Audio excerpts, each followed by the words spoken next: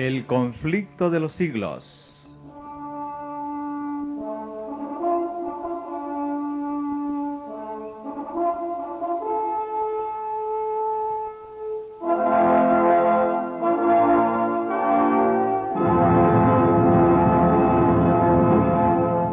Capítulo 20. Luz a través de las tinieblas.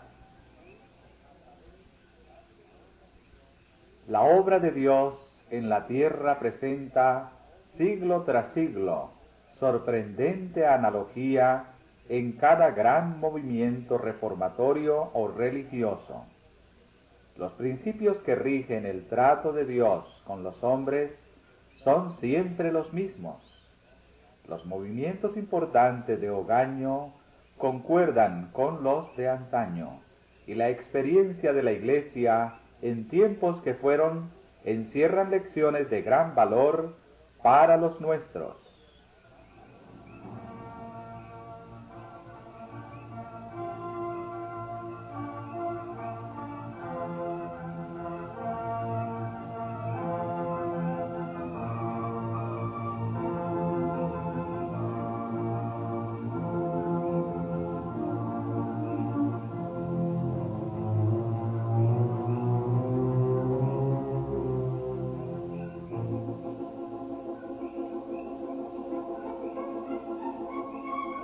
Ninguna verdad se enseña en la Biblia con mayor claridad que aquella de que por medio de su Santo Espíritu Dios dirige especialmente a sus siervos en la tierra en los grandes movimientos en pro del adelanto de la obra de salvación.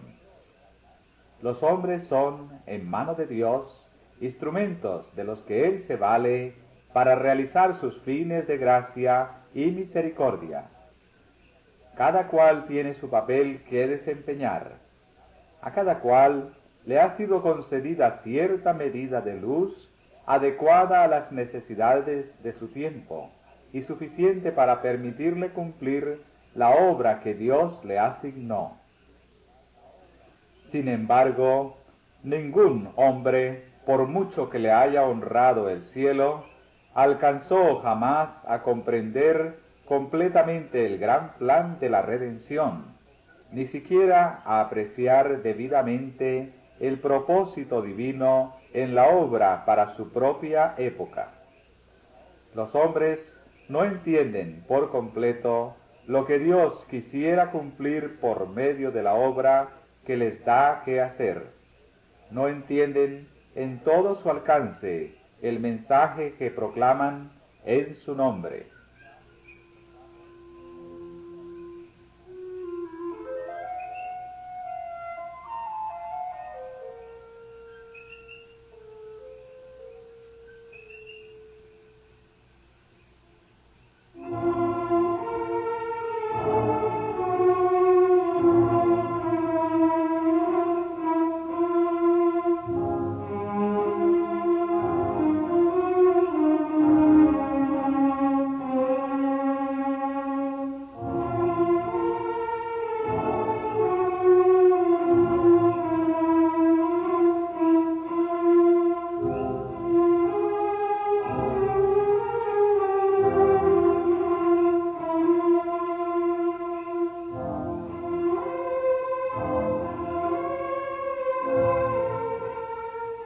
¿Puedes tú descubrir las cosas recónditas de Dios?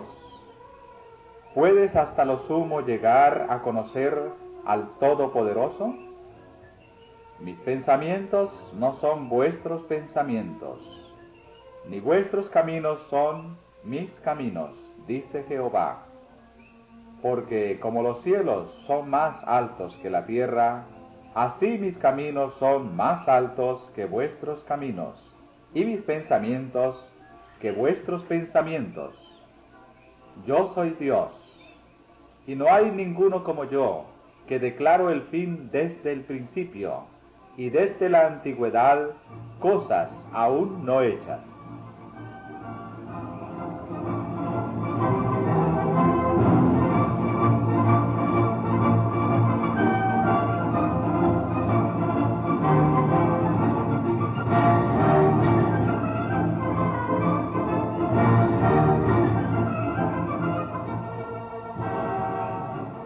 siquiera los profetas que fueron favorecidos por la iluminación especial del Espíritu comprendieron del todo el alcance de las revelaciones que les fueron concedidas.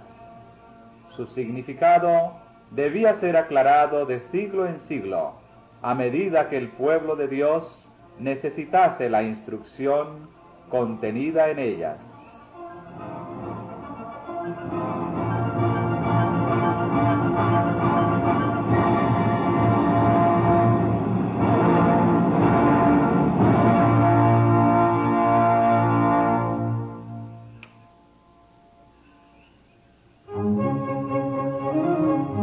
Escribiendo San Pedro acerca de la salvación dada a conocer por el Evangelio, dice: respecto de la cual salvación buscaron e inquirieron diligentemente los profetas, que profetizaron de la gracia que estaba reservada para vosotros, inquiriendo qué cosa o qué manera de tiempo indicaba el Espíritu de Cristo que estaba en ellos, cuando de antemano daba testimonio de los padecimientos que durarían hasta Cristo y de las glorias que los seguirían. A quienes fue revelado que no para sí mismos, sino para nosotros, ministraban estas cosas.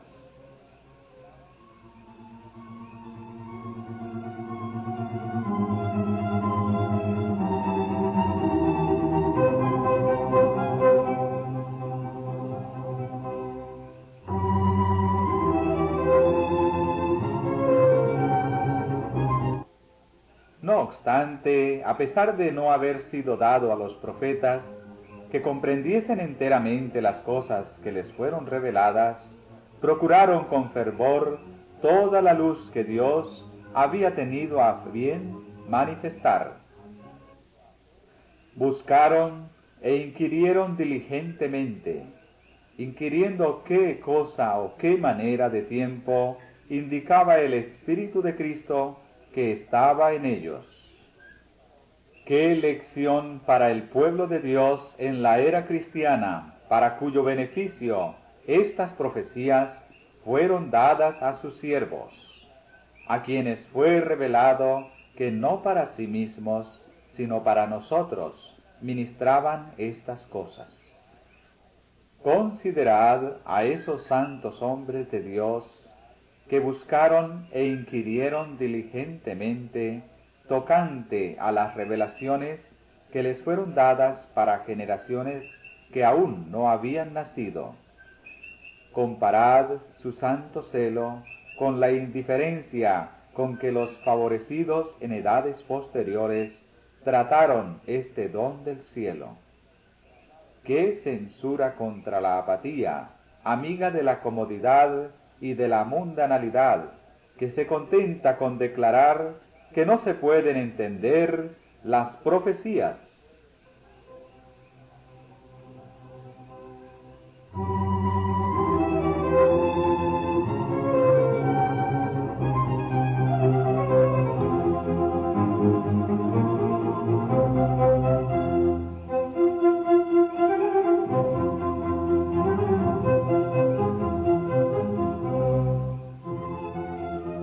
Si bien es cierto que la inteligencia de los hombres no es capaz de penetrar en los consejos del Eterno, ni de comprender enteramente el modo en que se cumplen sus designios, el hecho de que le resulten tan vagos los mensajes del cielo se debe con frecuencia a algún error o descuido de su parte.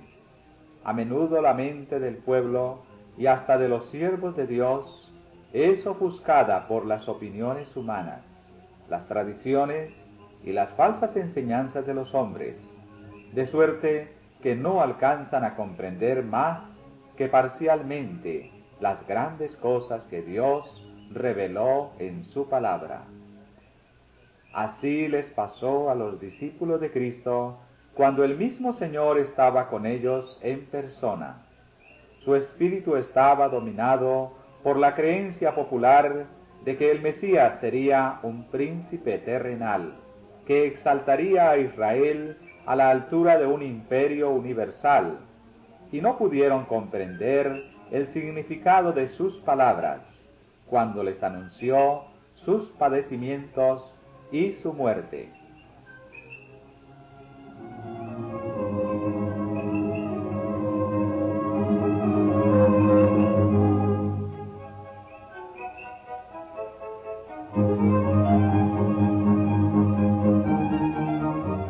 El mismo Cristo los envió con el mensaje: se ha cumplido el tiempo y se ha acercado el reino de Dios. Arrepentíos y creed al Evangelio. El mensaje se fundaba en la profecía del capítulo 9 de Daniel. El ángel había declarado que las 69 semanas alcanzarían hasta el Mesías príncipe, y con grandes esperanzas y gozo anticipado, los discípulos anhelaban que se estableciera en Jerusalén el reino del Mesías, que debía extenderse por toda la tierra.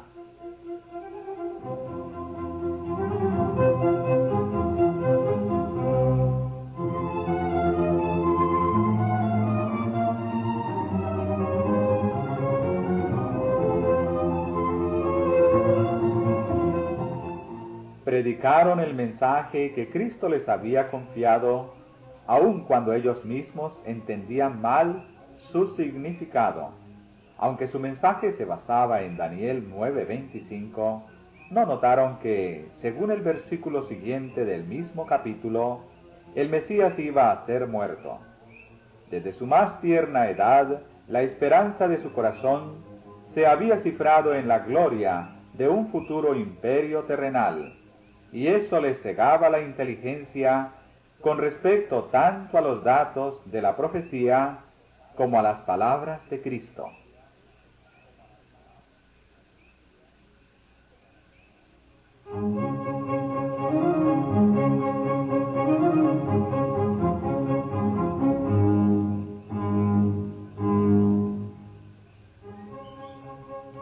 Cumplieron su deber, presentando a la nación judaica el llamamiento misericordioso, y luego, en el momento mismo en que esperaban ver a su Señor ascender al trono de David, le vieron aprehendido como un malhechor, azotado, escarnecido y condenado, y elevado en la cruz del Calvario.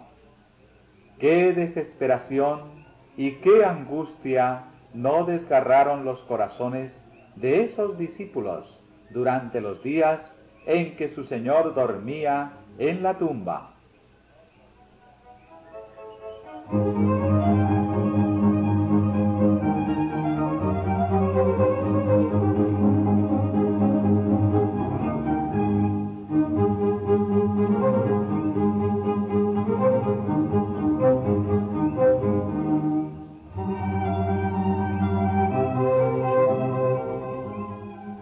Cristo había venido al tiempo exacto y en la manera que anunciara la profecía. La declaración de las Escrituras se había cumplido en cada detalle de su ministerio. Había predicado el mensaje de salvación, y su palabra era con autoridad. Los corazones de sus oyentes habían atestiguado que el mensaje venía del cielo. La palabra y el Espíritu de Dios confirmaban el carácter divino de la misión de su Hijo.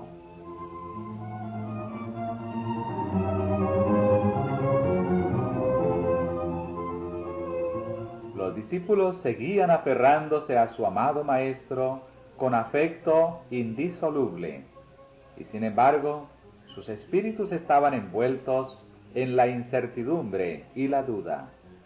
En su angustia no recordaron las palabras de Cristo que aludían a sus padecimientos y a su muerte. Si Jesús de Nazaret hubiese sido el verdadero Mesías, ¿habríanse visto ellos sumidos así en el dolor y el desengaño?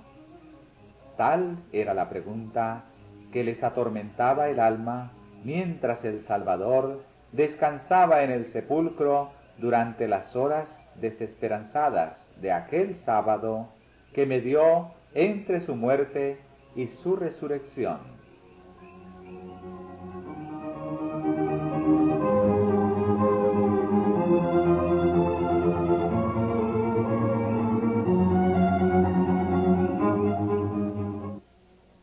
Aunque el tétrico dolor dominaba a estos discípulos de Jesús, no por eso fueron abandonados. El profeta dice: aunque more en tinieblas, Jehová será mi luz. Él me sacará a luz, veré su justicia. Aunque las tinieblas no encubren de ti, y la noche resplandece como el día, lo mismo te son las tinieblas que la luz. Dios había dicho: para el recto se levanta la luz en medio de tinieblas, y conduciré a los ciegos por un camino que no conocen, por senderos que no han conocido los guiaré. Tornaré tinieblas en luz delante de ellos, y los caminos torcidos en vías rectas. Estas son mis promesas. Las he cumplido y no las he dejado sin efecto.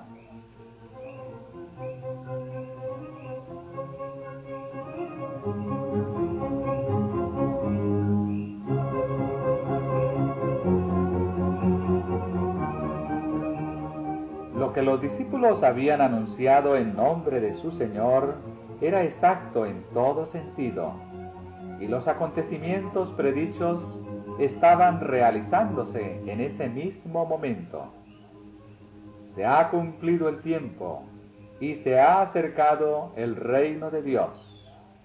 Había sido el mensaje de ellos.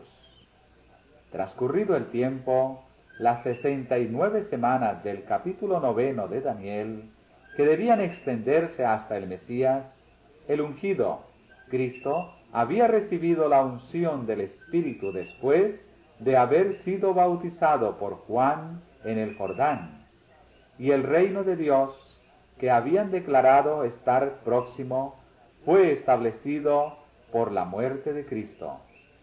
Este reino no era un imperio terrenal, como se les había enseñado a creer.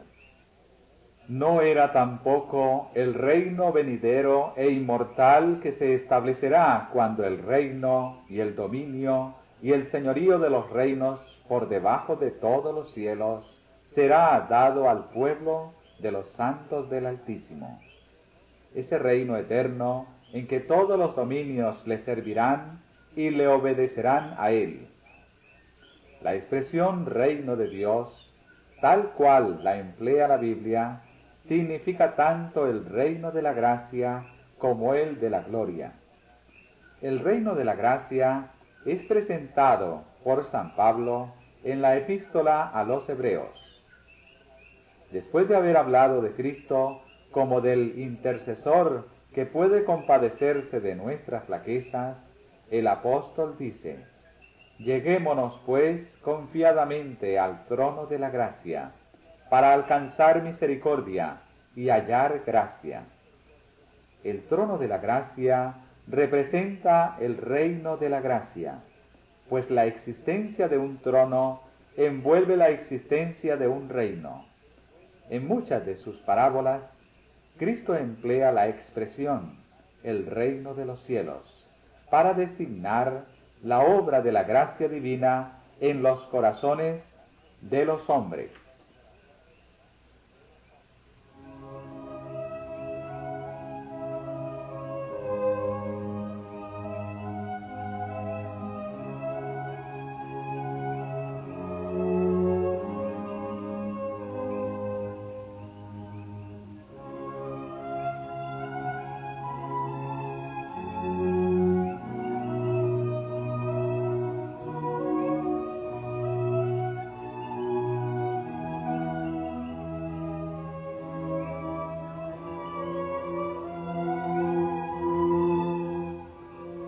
Asimismo, el trono de la gloria representa el reino de la gloria, y es a este reino al que se refería el Salvador en las palabras: cuando el Hijo del Hombre venga en su gloria, y todos los santos ángeles con él, entonces se sentará sobre el trono de su gloria, y serán reunidas delante de él todas las gentes. Este reino está aún por venir. No quedará establecido sino en el segundo advenimiento de Cristo.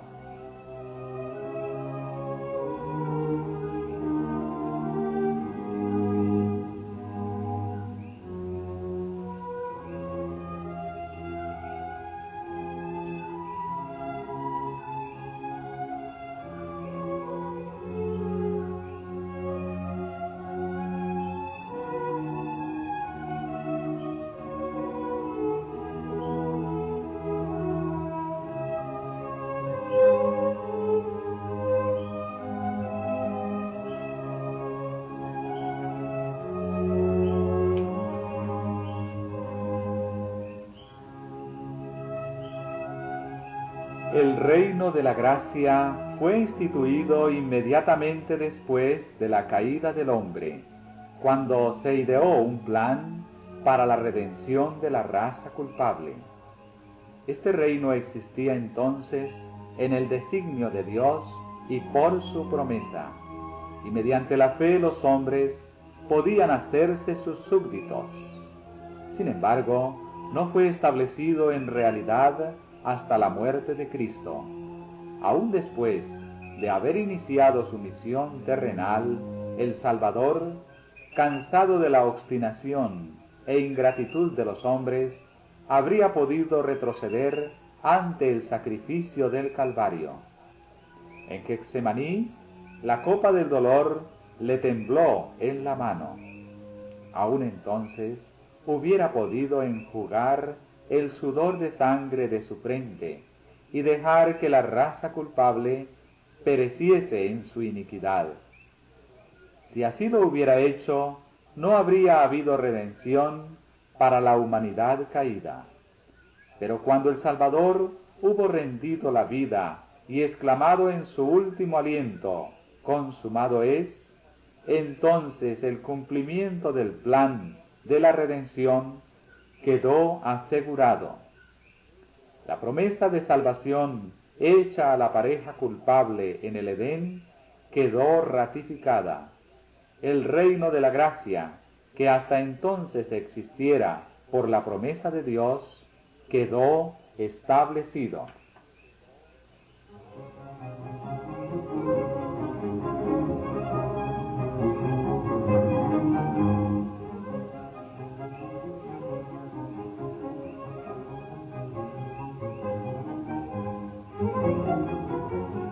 Así, la muerte de Cristo, el acontecimiento mismo que los discípulos habían considerado como la ruina final de sus esperanzas, fue lo que las aseguró para siempre.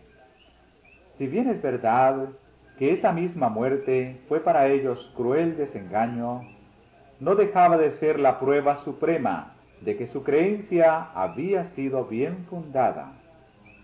El acontecimiento que los había llenado de tristeza y desesperación fue lo que abrió para todos los hijos de Adán la puerta de la esperanza, en la cual se concentraban la vida futura y la felicidad eterna de todos los fieles siervos de Dios en todas las edades.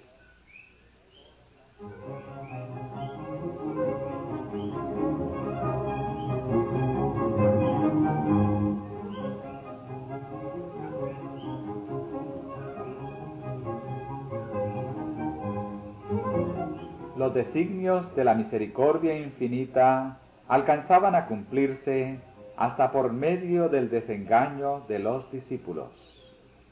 Si bien sus corazones habían sido ganados por la gracia divina y el poder de las enseñanzas de aquel que hablaba como jamás habló hombre alguno, conservaban, mezclada con el oro puro de su amor a Jesús, la liga vil del orgullo humano y de las ambiciones egoístas.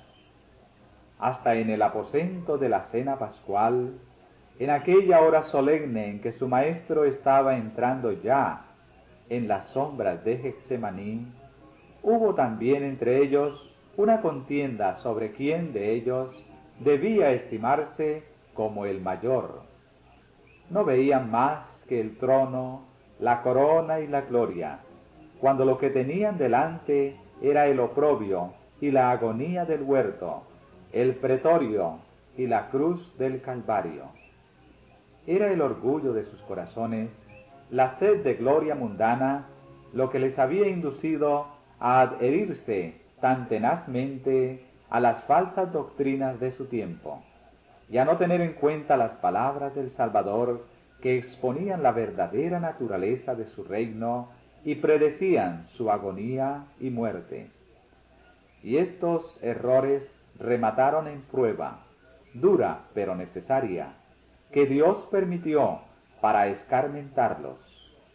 Aunque los discípulos comprendieron mal el sentido del mensaje y vieron frustrarse sus esperanzas, habían predicado la amonestación que Dios les encomendara, y el Señor iba a recompensar su fe y honrar su obediencia, confiándoles la tarea de proclamar a todas las naciones el glorioso evangelio del Señor resucitado.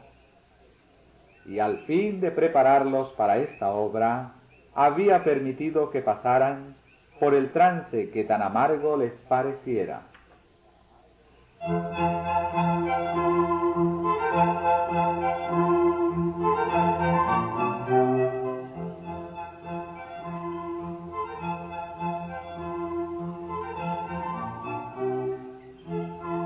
Después de su resurrección, Jesús apareció a sus discípulos en el camino de Emaús, y comenzando desde Moisés y todos los profetas, les iba interpretando en todas las Escrituras las cosas referentes a Él mismo. Los corazones de los discípulos se conmovieron, su fe se reavivó, fueron reengendrados en esperanza viva, aún antes de que Jesús se revelase a ellos. El propósito de éste era iluminar sus inteligencias y fundar su fe en la palabra profética más firme.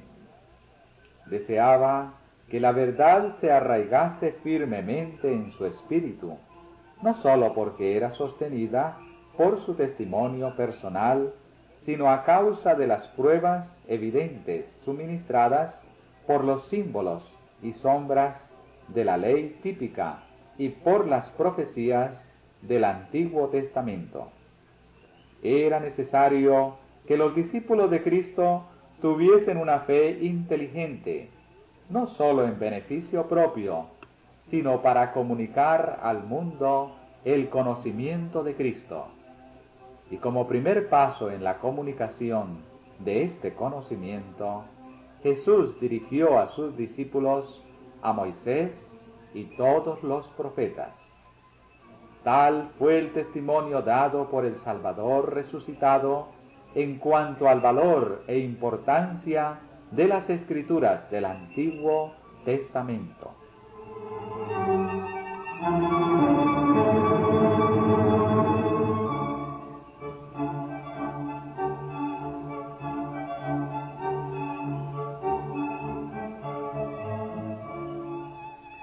Qué cambio el que se efectuó en los corazones de los discípulos cuando contemplaron una vez más el amado semblante de su Maestro.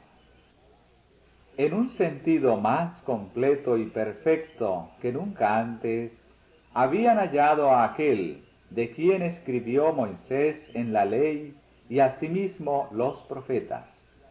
La incertidumbre, la angustia, la desesperación dejaron lugar a una seguridad perfecta, a una fe serena.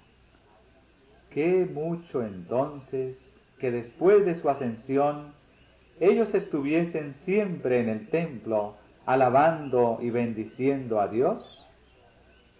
El pueblo, que no tenía conocimiento sino de la muerte ignominiosa del Salvador, miraba para descubrir en sus semblantes una expresión de dolor, confusión y derrota, pero sólo veía en ellos alegría y triunfo.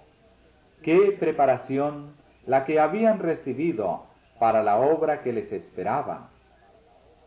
Habían pasado por la prueba más grande que les fuera dable experimentar, y habían visto cómo, cuando a juicio humano todo estaba perdido, la palabra de Dios se había cumplido y había salido triunfante. En lo sucesivo, ¿qué podría hacer vacilar su fe o enfriar el ardor de su amor? En sus penas más amargas, ellos tuvieron poderoso consuelo, una esperanza que era como ancla del alma, segura y firme. Habían comprobado la sabiduría y poder de Dios, y estaban persuadidos de que ni la muerte, ni la vida, ni los ángeles, ni los principados, ni poderes, ni cosas presentes, ni cosas por venir, ni lo alto, ni lo bajo, ni ninguna otra cosa creada podría apartarlos del amor de Dios, que es en Cristo Jesús nuestro Señor. En todas estas cosas, decían, somos vencedores, y más aún, por medio de aquel que nos amó. La palabra del Señor permanece para siempre. ¿Y quién es el que condena? Cristo Jesús es el que murió, más aún, el que fue levantado de entre los muertos, el que está a la diestra de Dios, el que también intercede por nosotros.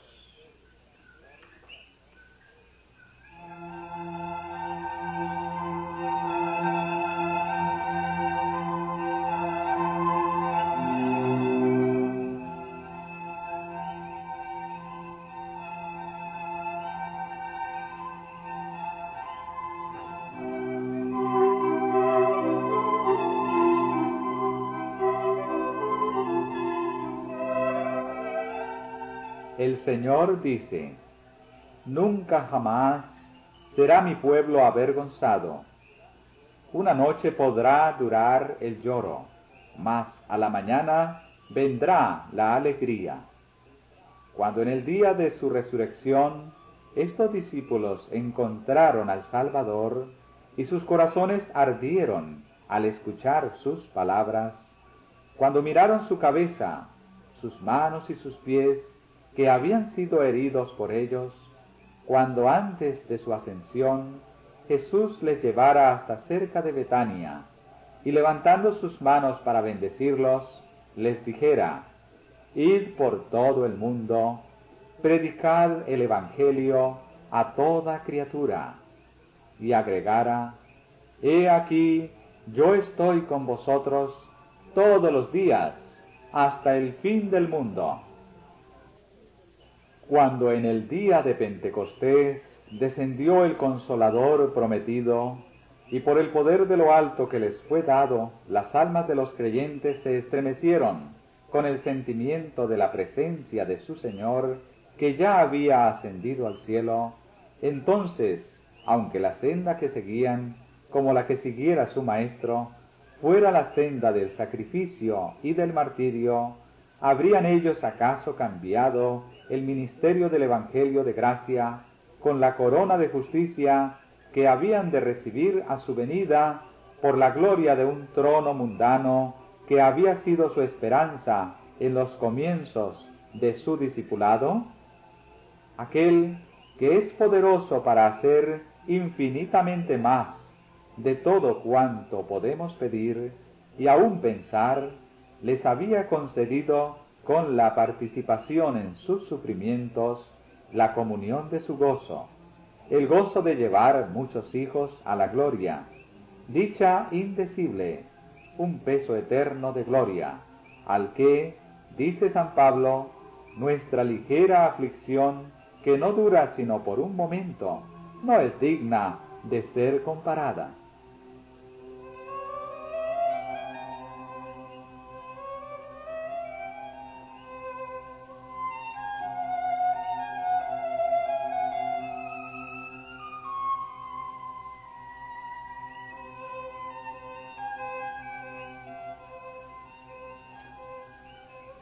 Lo que experimentaron los discípulos que predicaron el Evangelio del Reino cuando vino Cristo por primera vez, tuvo su contraparte en lo que experimentaron los que proclamaron el mensaje de su segundo advenimiento.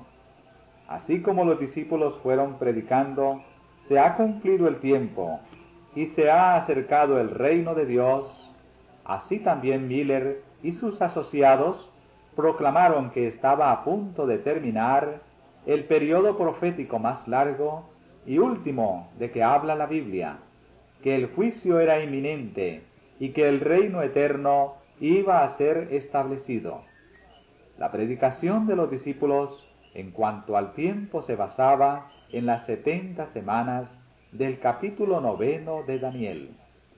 El mensaje proclamado por Miller y sus colaboradores anunciaba la conclusión de los 2300 días de Daniel 8:14, de los cuales las 70 semanas forman parte. En cada caso, la predicación se fundaba en el cumplimiento de una parte diferente del mismo gran periodo profético.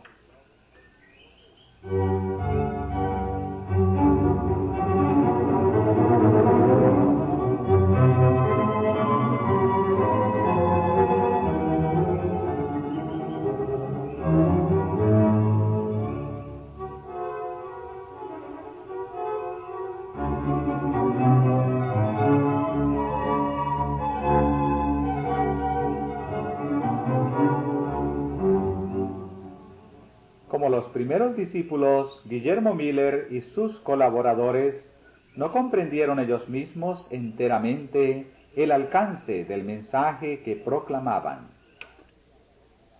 Los errores que existían desde hacía largo tiempo en la Iglesia les impidieron interpretar correctamente un punto importante de la profecía. Por eso, si bien proclamaron el mensaje que Dios les había confiado para que lo diesen al mundo, sufrieron un desengaño debido a un falso concepto de su significado.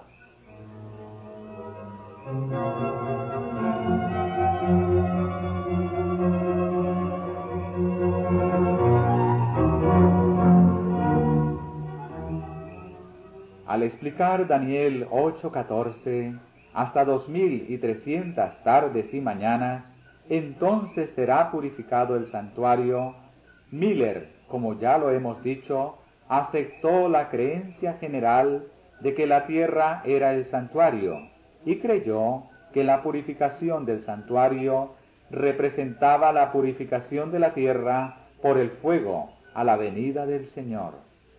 Por consiguiente, cuando echó de ver que el fin de los 2300 días estaba predicho con precisión, sacó la conclusión de que esto revelaba el tiempo del segundo advenimiento.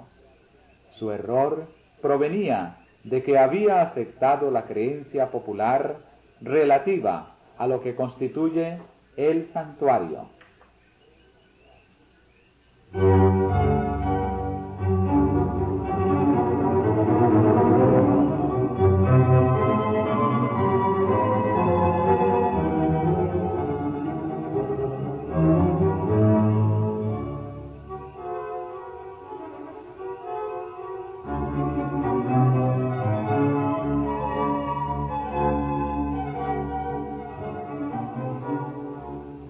En el sistema típico, que era sombra del sacrificio y del sacerdocio de Cristo, la purificación del santuario era el último servicio efectuado por el sumo sacerdote en el ciclo anual de su ministerio.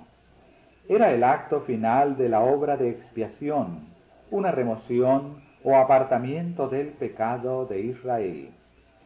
Prefiguraba la obra final en el ministerio de nuestro sumo sacerdote en el cielo, en el acto de borrar los pecados de su pueblo, que están consignados en los libros celestiales.